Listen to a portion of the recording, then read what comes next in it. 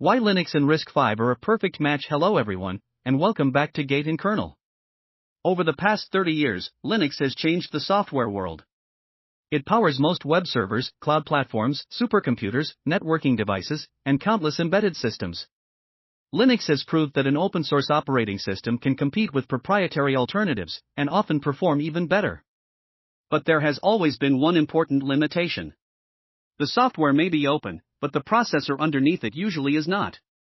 Most desktop computers and servers use the x86 architecture. Most smartphones and embedded systems use the ARM architecture. Both architectures are powerful and mature, but they are controlled by a relatively small number of companies. Then RISC-V appeared. RISC-V is an open instruction set architecture. Linux is an open-source operating system.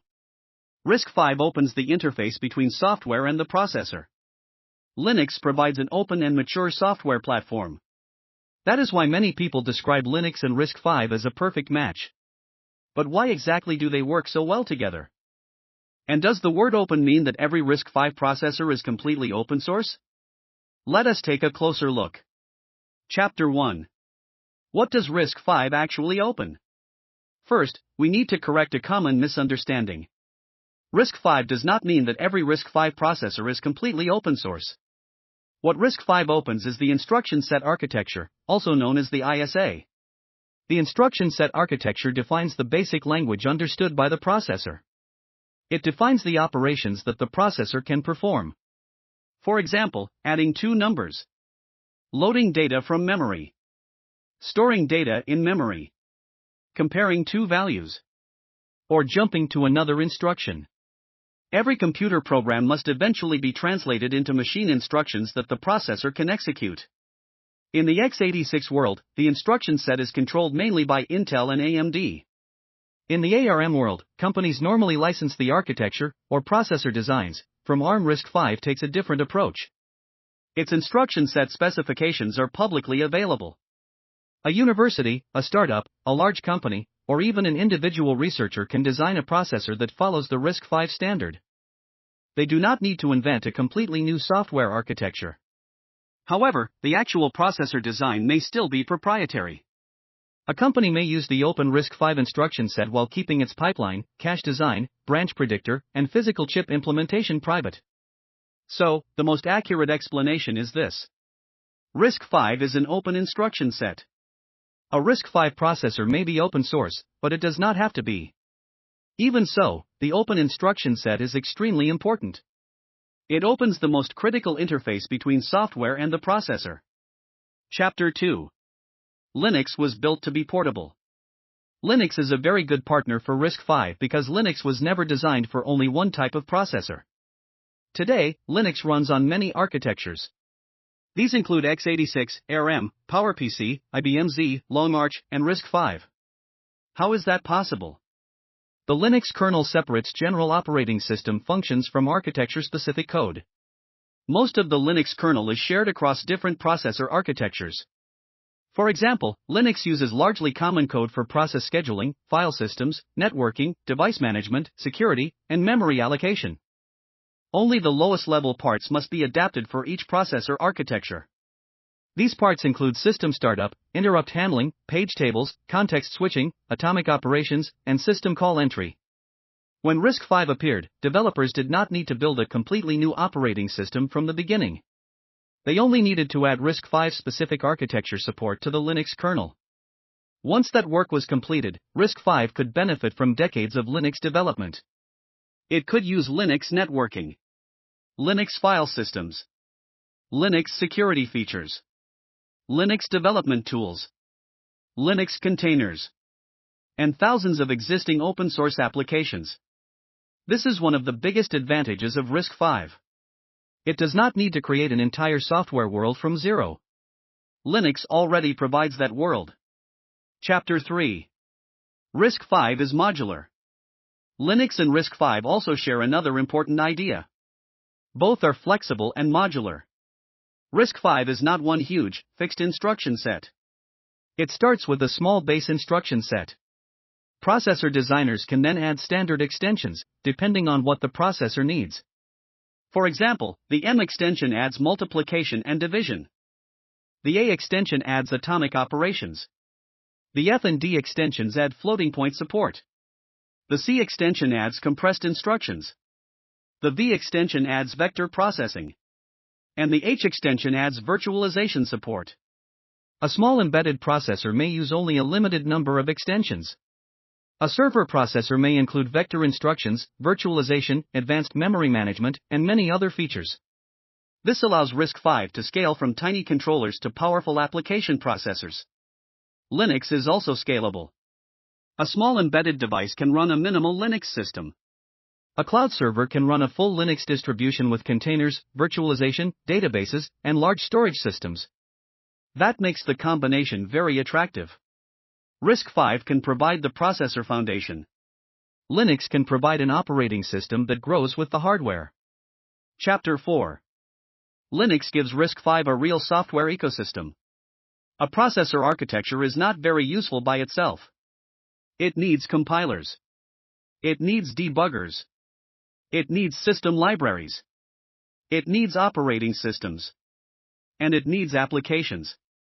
Linux brings all of these pieces together. RISC-V developers can use GCC and LLVM to compile software. They can use GDB for debugging. They can use standard C language libraries. They can run shells, editors, servers, databases, and development tools. They can also use QEMU to test RISC-V software before real hardware is available. This is especially important for a new processor architecture. Hardware development takes time. A chip may take several years to design, verify, manufacture, and ship. But software developers do not always have to wait. Using QEMU, they can begin testing the Linux kernel, compilers, system libraries, and applications much earlier. This reduces the gap between hardware development and software development. Linux also makes it easier for existing open source projects to support RISC-V. Many programs already support Linux. If the source code is portable, the same program can often be recompiled for RISC-V with relatively small changes. That is much easier than building a completely new software ecosystem. Chapter 5. How does RISC-V Linux boot? A typical RISC-V Linux system has several startup stages. The exact process depends on the platform, but a common sequence works like this. First, the processor starts from boot ROM. Then it loads OpenSBI. After that, it may start U-boot, or UEFI. Finally, the bootloader loads the Linux kernel. The Linux kernel then starts the initial user space system. The most unfamiliar part is often OpenSBI. RISC-V defines several privilege levels. Machine mode is the highest privilege level. Supervisor mode is commonly used by the operating system kernel. User mode is used by normal applications. Linux usually runs in supervisor mode. But sometimes Linux needs help with very low-level operations. For example, starting another CPU core. Setting a timer. Sending an interrupt between processor cores. Or controlling platform power functions. Linux sends these requests through the supervisor binary interface, also known as SBI. OpenSBI is a widely used open-source implementation of that interface. You can think of OpenSBI as a bridge between the Linux kernel and the lowest-level machine firmware. So, the simplified boot path is this. Hardware. Then OpenSBI. Then a bootloader. Then the Linux kernel. And finally, user space applications. This layered design helps different RISC-V platforms use a more consistent software model. Chapter 6. Both communities believe in upstream development. There is another reason Linux and RISC-V work well together. Both communities strongly value upstream development. In Linux, upstream development means contributing code to the official mainline project. This is much better than keeping important drivers and kernel patches in a private vendor repository. A company can create a special version of Linux for its own chip. That may work in the short term. But if those changes never enter the main Linux kernel, the company must maintain them alone. Every new Linux release can create conflicts. Security updates become more difficult. Drivers become outdated. And users remain dependent on one vendor. When RISC-V companies contribute their hardware support to upstream projects, the situation improves. Their drivers can become part of the main Linux ecosystem. Other developers can review and improve the code. Future Linux releases can support the hardware more easily. This open collaboration model is central to the success of Linux. It is also important for the long-term success of RISC-V. Open specifications are useful. But open specifications, combined with upstream software support, are much more powerful. Chapter 7.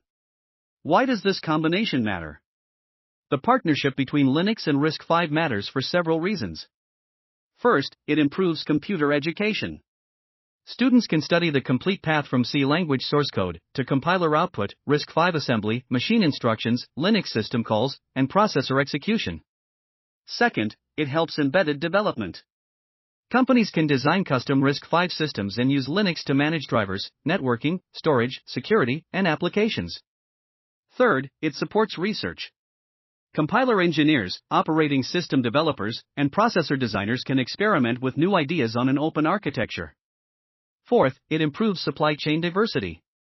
Different companies in different countries can design compatible processors without depending entirely on one instruction set owner. But we should also remain realistic. An open instruction set does not automatically create a fast processor. Processor performance still depends on pipeline design, branch prediction, cache architecture, memory controllers, manufacturing technology, and compiler optimization. RISC-V does not automatically solve chip manufacturing, GPU support, advanced packaging, or software compatibility. It opens a key interface. The rest of the ecosystem still has to be built. Conclusion. So, why are Linux and RISC-V such a good match? Because RISC-V opens the interface between software and the processor. Linux provides a mature, portable, open-source operating system. GCC and LLVM connect source code to RISC-V machine instructions. OpenSBI and bootloaders connect the hardware to the Linux kernel. QEMU allows developers to build and test software before physical hardware is ready. And the open source community helps move drivers, tools, and platform support into upstream projects. Linux gives RISC-V a complete software foundation. RISC-V gives Linux a new hardware architecture that is not controlled in the same way as traditional proprietary instruction sets. The combination is powerful. But the story is still developing. The question is no longer whether RISC-V can run Linux. It can. The real questions are these. How mature is the ecosystem? Which Linux distributions support it? How good is the hardware? And can RISC-V eventually compete with x86 and ARM? We will explore those questions in the next video. Thank you for watching, and I will see you next time.